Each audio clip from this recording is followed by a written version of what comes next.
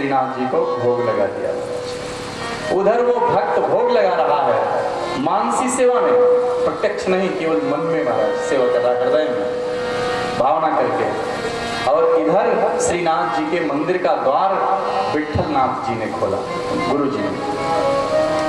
और देखते क्या है, श्रीनाथ जी के हाथ में जलेबी और मुंह में जलेबी। बोलिए श्रीनाथ भगवान की जय। भक्त के भाव को कैसे स्वीकार करते हैं। मुस्कुरा दिए विठल नाथ जी, कहते हैं जय जय लाल जी, कहां से ले आए, इतने चटोरे हो गए। श्रीनाथ जी कहते हैं, प्रत्यक्ष संवाद होता था, उनके साथ लीला रस में डूबते थे। श्रीनाथ जी कहते हैं, देखो वो तुम्हारा भक्त है ना जिसका तुमने मानसिक त्याग कर दिया, उसने आज ये सुंदर भोग मुझे अर्पित किया, सो मैंने स्वीकार कर लिया। अब बनावटी क्रोध दिखाते हुए विठल नाथ जी कहते हैं कि आपको पता है मैंने उसका परित्याग कर दिया और आपने उसका भोग स्वीकार कर लिया, इतने चटोरे हो गए हो। मुझे बताते, मैं रसोई घर में कितने वस्तुएं तैयार करा देता, 56 भोग बनवा देता, जलेबी बनवा देता तुम्हारे लिए, सब कुछ कर देता, तुमने उसका क्यों स्वीकार किया। मैंने उसका त्याग कर दिया था, छोड़ दिया था उसको। कहते हैं श्रीनाथ जी के आंखों में आंसू आ गए, भगवान रो पड़े। कहते हैं, देखो बाबा तुम समर्थ हो, ज्ञानी हो, पकड़ना और पकड़कर छोड़ना तुम्हें आता है, पर मेरा तो स्वभाव है जिसको एक बार पकड़ लिया उसको कभी नहीं छोड़ता, उसको कभी नहीं। ऐसे भगवान की रीति है, एक बार उसके बनकर देखो।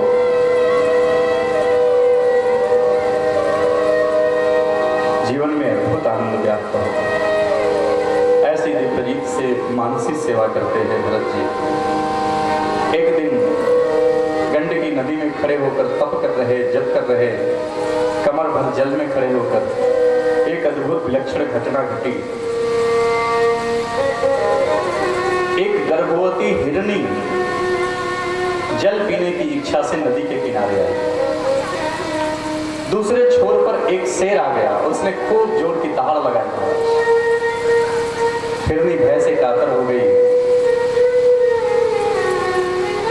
बहुत जोर की छलांग लगाई। प्रसव काल निकट था, उस पार जाकर हिरनी मर गई, देह छूट गया।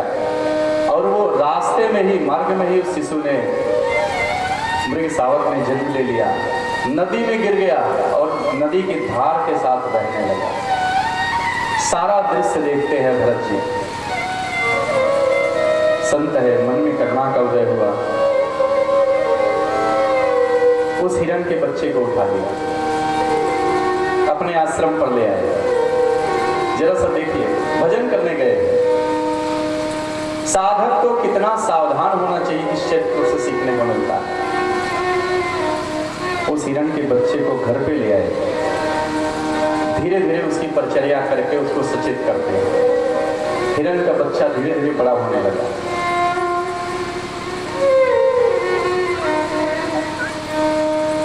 अब तक केवल भगवान का चिंतन करते थे, अब भगवान के चिंतन के साथ साथ हिरण का चिंतन भी होता है, हिरण के बच्चे का भी चिंतन होता है। एक समय ऐसा आया, हाथ में माला और मन में हिरण। असावधान हुए, जरा सा असावधान हुए, भजन छूट गया। दिन रात उसी हिरण के बच्चे की चिंता करते रहते। अकेले निकल गया जंगल में, अरे कोई पशु उसको मार न दे, कोई हिंसक जंतु उसकी क्षति न कर दे। भजन से चूक गए। किस कार्य के लिए गए थे और क्या होने लगा, किस ओर तेरी मंजिल किस ओर जा रहा है। हमारी भी तो यही दशा है, किस लिए आए हैं और क्या कर रहे हैं वहां। केवल ठाकुर जी का प्रेम यही अस्थाई है, जगत में सब कुछ नश्वर है, खो जाने वाला है। कामांगू कछु फिर न रहा, देखत नैन चलो जग जाए क्या मांगूं कछु। किस चीज की कामना की जाए, किस चीज की इच्छा की जाए इस संसार जगत में? केवल प्रभु का प्रेम ही शाश्वत है, बस उसी की कामना करनी चाहिए, उसी की याचना करनी चाहिए। देखते ही देखते भरत जी का अंतिम समय आया। हिरण का बच्चा सामने बैठकर अपने नेत्रों से आंसू बहाता है। उसको निर्निमेष नयनों से निहारते हैं भरत जी। मेरे बाद इसका क्या होगा? मन हिरण में पूर्णता लगा। इसी दशा में प्राण छूट गया। और कहते हैं भारतीय संस्कृति का एकदम वैज्ञानिक बात है, बिल्कुल साइंटिफिक बात है भाई। आज ये सिद्ध भी हो रहा है, विदेशों के वैज्ञानिक इस पर शोध भी कर रहे हैं। अंते मति सा गति,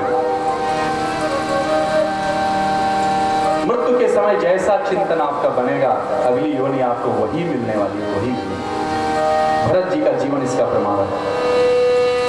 अगला जन्म मिला, भरत जी हिरण बने महाराज, क्या बात। लेकिन पूर्व में किए हुए भजन का प्रताप, पूर्व जन्म की स्मृति उनकी है कि मेरी दुर्दशा क्यों हुई।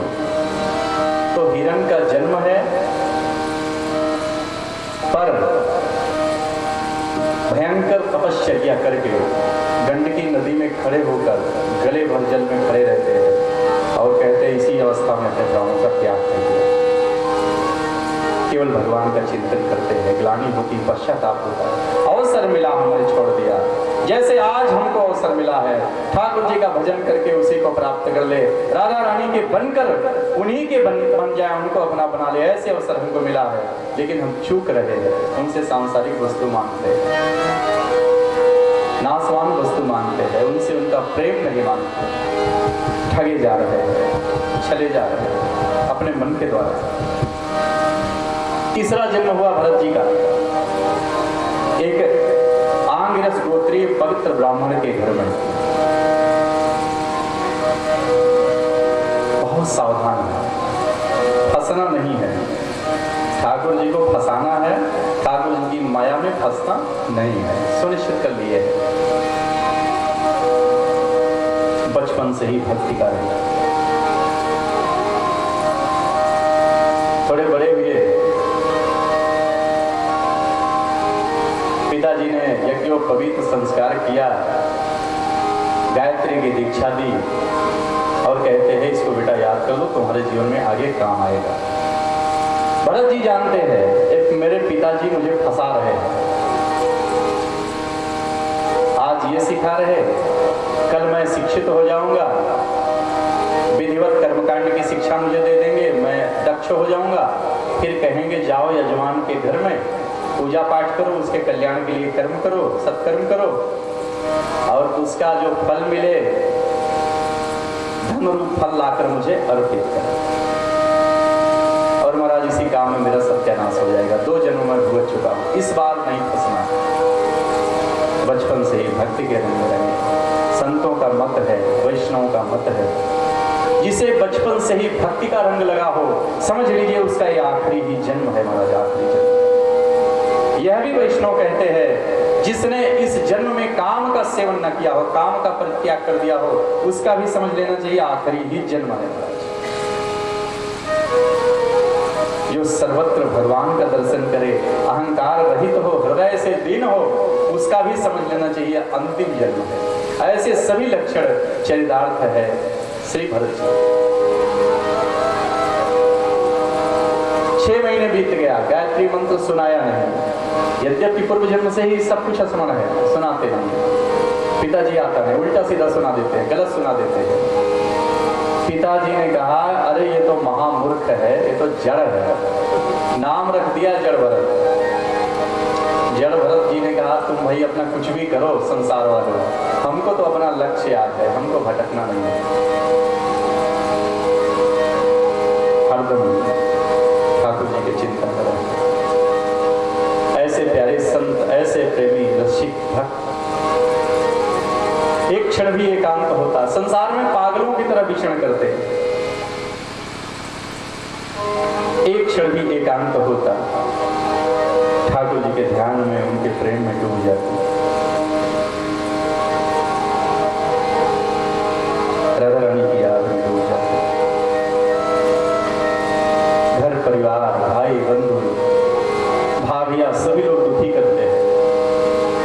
हंस के कष्ट सह लेते।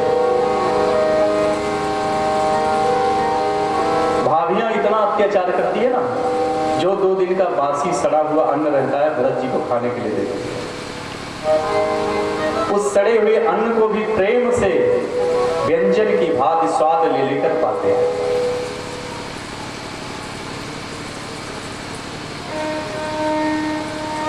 क्योंकि ठाकुर जी हृदय में बसे हैं, हृदय में अद्भुत सुगंध व्याप्त हो रही है।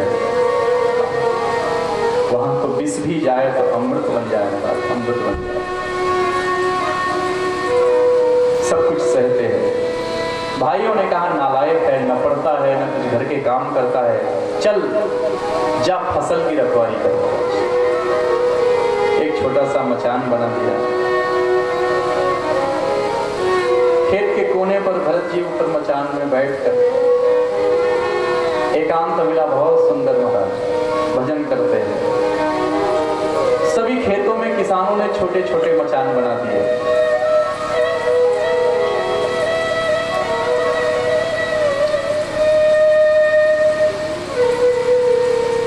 भरत जी के संग मिलाकर सभी लोग हरे कृष्णा कृष्णा कृष्णा हरे हरे कृष्णा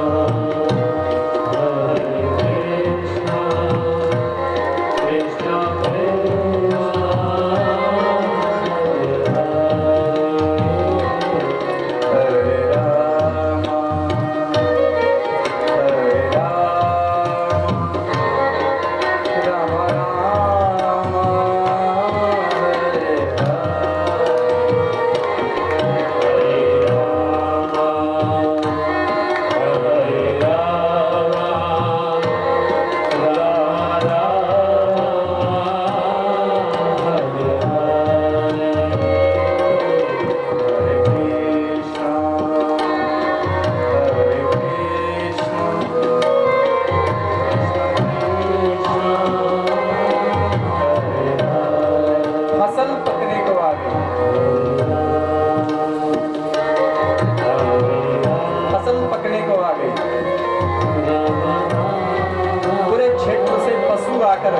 भरत के खेत में डेरा डालते हैं, मस्ती से भरकर फसल खाते हैं खूब।